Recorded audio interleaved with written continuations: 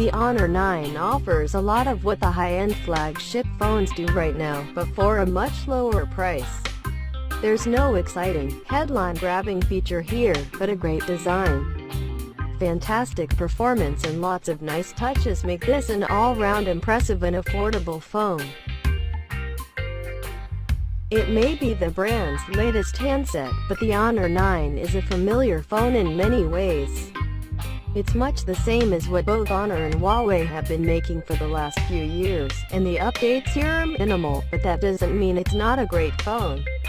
Honor has slowly but surely been improving its design, spec and the way everything works together in its phones over the last couple of years. And it feels like the Honor 9 is the culmination of that effort. See all Honor 9 deals. There isn't a big headline feature here. The phone doesn't obliterate the competition when it comes to photography. It doesn't have an entirely different looking screen like the Galaxy S8 or the Xperia XZ Premium. And it doesn't have squeezy edges like the HTC U11. Rather, the Honor 9 is a reliable device that offers most of what the flagship competition does, and performs everything just as well, but costs a good bit less. Design: attractive shiny glass design that stands out. Fingerprint sensor on the front of the phone. Below the screen 4 color choices available with blue, gray, silver and black on offer. From the rear, the Honor 9 looks different to any other phone on the market, and during our time with it we found a lot of people getting excited about the way it looks.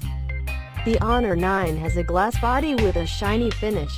It's reflective, but not like a mirror. Instead, it diffracts light at various angles to create a great effect that catches the eye immediately. At a time when many phones struggle to stand out, this is a major selling point. The front of the phone is much less thrilling, but there's a fingerprint sensor at the bottom of the display which works particularly well. That's a major change for the Honor brand, as it usually includes the sensor on the back.